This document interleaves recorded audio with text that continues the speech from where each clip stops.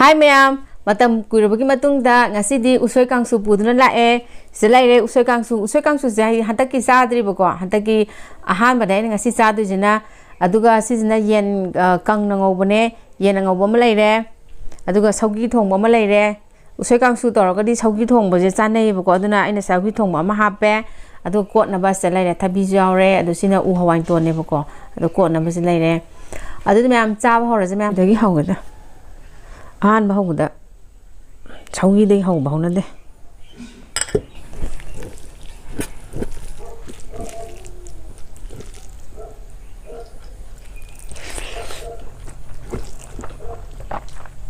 hau em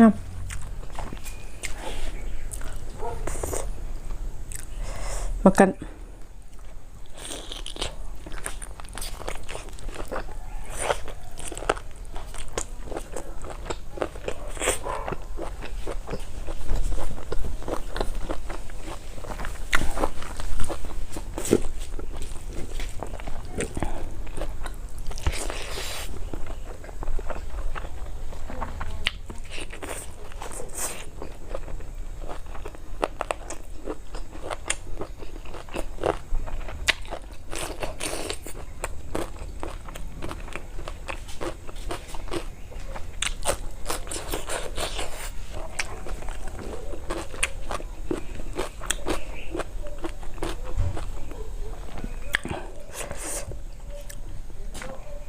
mahi yam yaw ngau buna te bu mahi hap te bidang ngau bune bu ko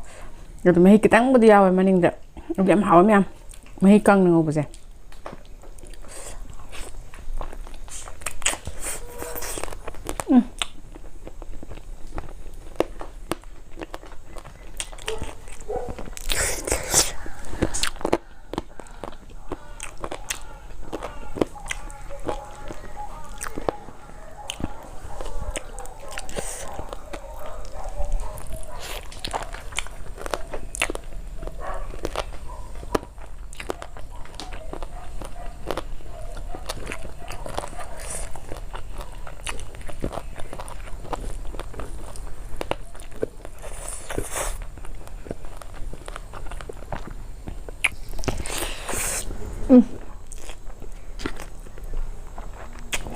ma'am leche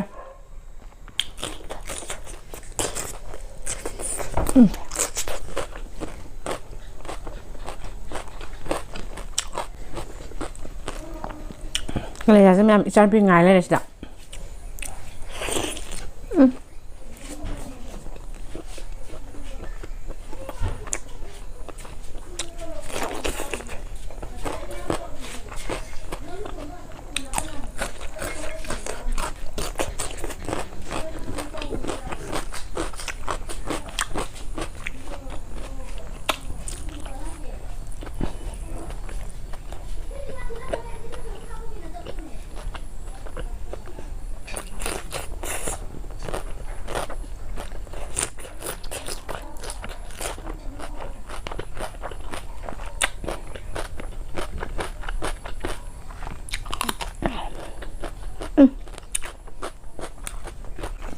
好，我吃。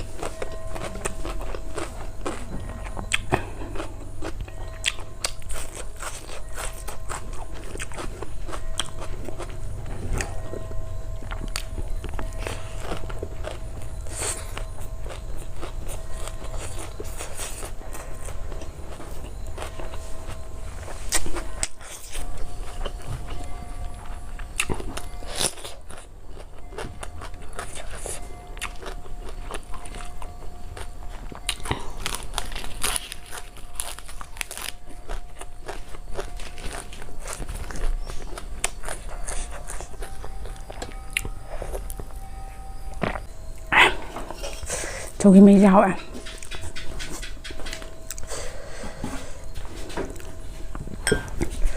ꯈꯨꯍꯥꯎꯅ ꯃꯌꯥꯝ ꯉꯁꯤ ꯏꯟꯁꯥꯡꯁꯦ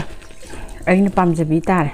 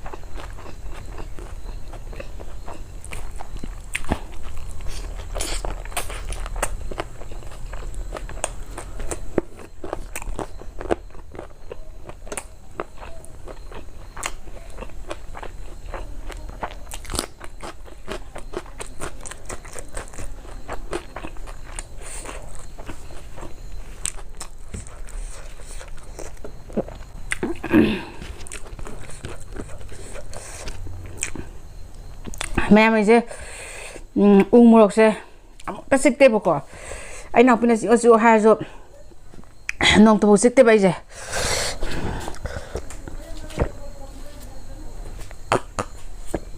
ꯀꯤꯗꯅ ꯑꯗꯣ ꯉꯁꯤꯗꯤ ꯃꯌꯥꯝꯅ ꯁꯨꯝ ꯑꯩ ꯉꯔꯥꯡ ꯃꯨꯛꯕꯥꯡ ꯌꯦꯡꯕꯗ ꯎ ꯃꯣꯔꯣꯛ ꯆꯤꯛꯄꯗ ꯌꯥꯝ ꯍꯥꯎꯗꯧ ꯃꯥꯟꯕ ꯌꯦꯟꯒ ꯊꯣꯡꯉꯒ ꯎ ꯃꯣꯔꯣꯛꯀ ꯆꯤꯛꯄꯗꯣ ꯉꯁꯤꯗꯤ ꯍꯦꯛꯇ ꯆꯤꯛꯑꯒꯦꯅ ꯆꯤꯛꯄꯅꯦꯕ ꯉꯝꯕꯨꯗꯤ ꯉꯝꯃꯦ ꯑꯗꯨꯁꯨ ꯈꯨꯠꯁꯥꯝꯅꯦ ꯑꯩ ꯑꯃꯨꯛ ꯆꯥꯔꯣꯏ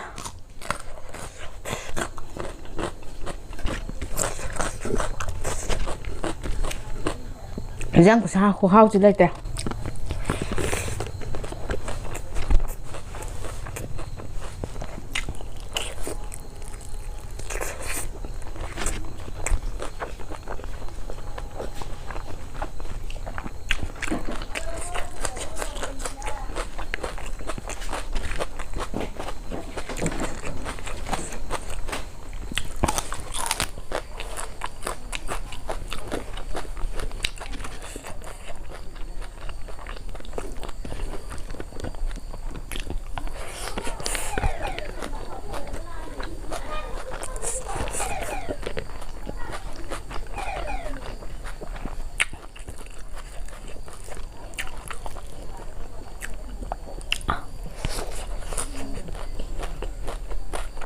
하와 깡수 진짜 하와면